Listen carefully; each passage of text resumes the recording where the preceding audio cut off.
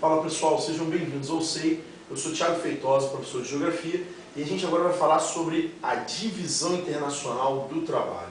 A divisão internacional do trabalho, pessoal, é uma temática central no vestibular, porque ela vai, na verdade, dialogar com as relações entre os países na chamada nova ordem mundial capitalista. Entendendo que existe um processo de globalização, a gente compreende que os papéis das empresas, os papéis dos estados, os papéis das nações, eles vão se modificar consistentemente dentro dessa nova realidade pós-Guerra Fria. Primeiro a gente vai lembrar, pessoal, o que vigorava até a terceira Revolução Industrial, ou seja, até mais ou menos a década de 1970. Você tinha uma antiga divisão internacional do trabalho.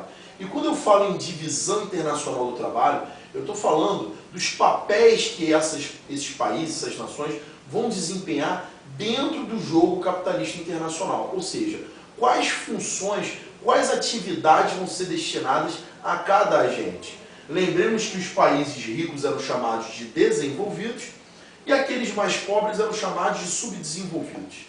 Esses países desenvolvidos, eles compravam matérias-primas a valores muito reduzidos dos países subdesenvolvidos.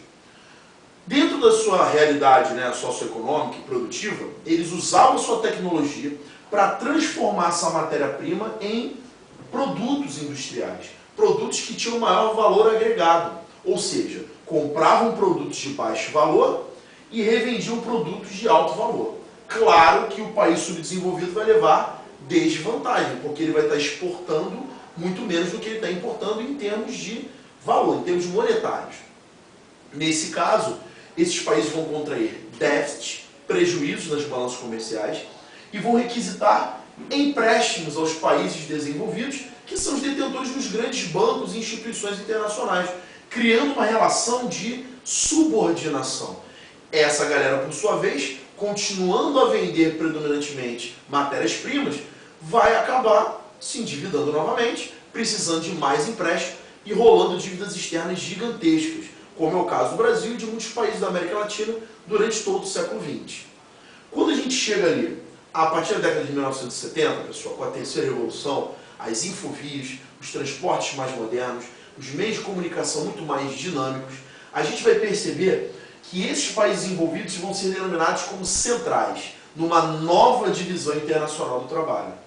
E esses centrais não querem mais arcar com os custos produtivos, porque, como a gente falou lá na aula de globalização, os centros tradicionais começam a se tornar muito caros para a produção.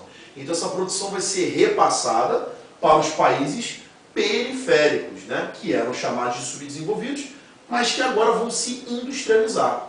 O que eles fazem, pessoal? Mandam o seu know-how, que é o seu conhecimento técnico, mandam suas tecnologias, que eles têm patentes, que eles têm um controle em relação a isso, investem pesadamente nesses lugares, seja de maneira produtiva, abrindo negócios diretamente, fábricas, estabelecimentos comerciais, ou de forma especulativa, lembra daquele capital financeiro que a gente tinha comentado? E, obviamente, todos esses recursos patenteados, registrados, aquelas trademarks, marcas registradas de marcas de comércio, que são características, posses, propriedades ideológicas desses países centrais. Os periféricos vão se beneficiar desse processo de que maneira?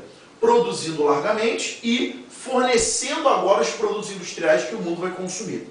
Então você vai ver a ascensão de polos como a China, polos como os tigres asiáticos, polos como o Brasil, que vão crescer consistentemente nesse processo de industrialização. Claro, empresas que vão se sediar nesses países vão remeter lucros para o exterior, ou seja, vão mandar o que sobra no caixa no final do ano para as suas matrizes nos países centrais.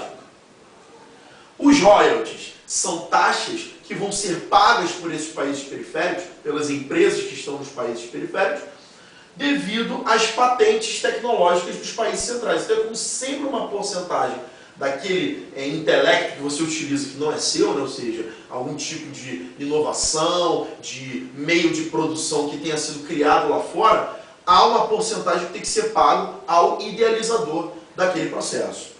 E você, dentro dessa questão, vai ter um crescimento, um dinamismo dessas nações que vai fazer com que eles se tornem, pouco a pouco, emergentes. Então, quando você vê, por exemplo, Os BRICS, Brasil, Rússia, Índia e China, representam um grupo de países que, motivados pela industrialização, tiveram crescimento e maior desenvolvimento dos seus PIBs nos últimos anos.